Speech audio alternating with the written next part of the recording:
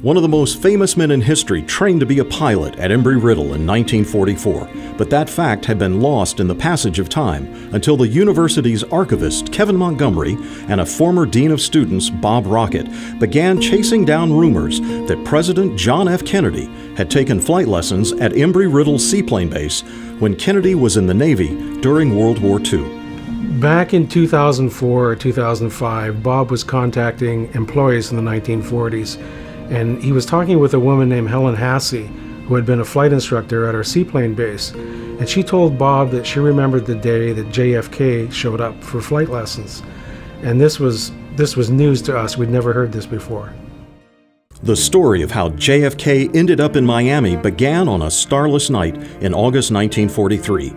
Navy Lieutenant Kennedy was commanding PT-109, a motor torpedo boat that was patrolling the straits in the Solomon Islands, waiting to attack a Japanese naval convoy when an unseen enemy destroyer broadsided the patrol boat, sinking it and scattering the crew members into the water.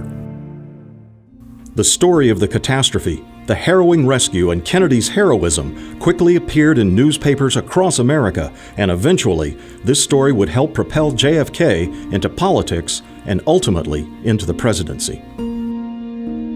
Kennedy returned to the States, and while waiting for back surgery from injuries he received in the accident, was assigned to the Navy's Submarine Chaser Training Center in downtown Miami as an instructor in March of 1944.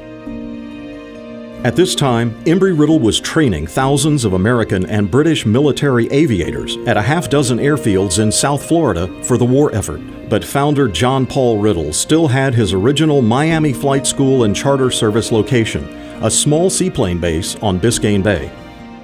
From the location of the Subchaser Training Center in Biscayne Bay, Kennedy would have been able to look across the bay and see Embry-Riddle float planes taking off and landing from our seaplane base, which was less than a mile away. Nobody knows how this dashing war hero ended up at the front desk of the flight school asking about flying lessons, or what motivated him to want to learn to fly seaplanes.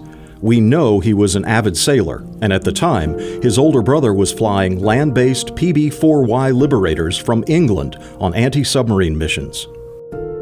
In 2016, over a decade after the JFK rumors surfaced, Montgomery and Rocket learned about a flight log signed by Kennedy on a website for the Chappelle Manuscript Foundation.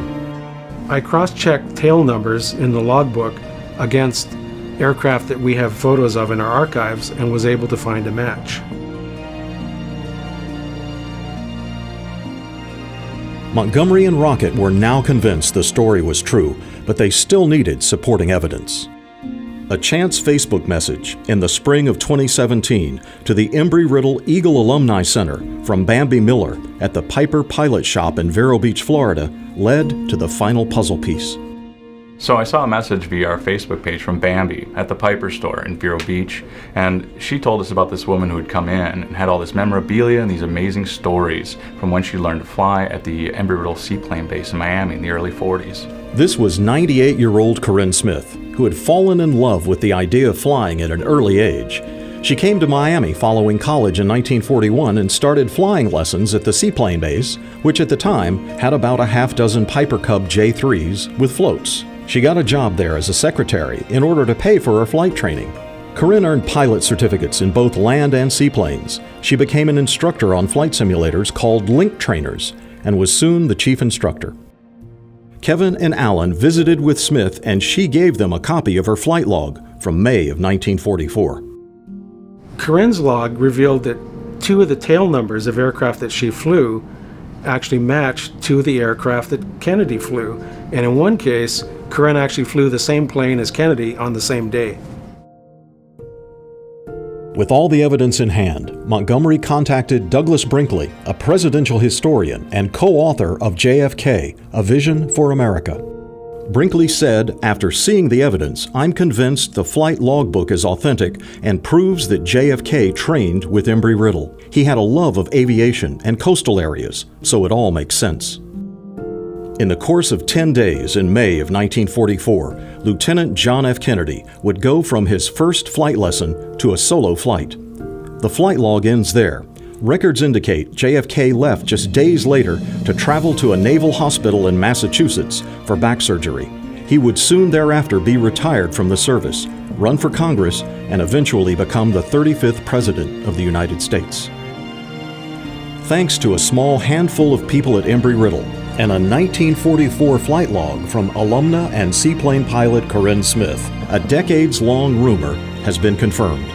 Everyone who has attended Embry-Riddle can count a very famous former president as a fellow Eagle.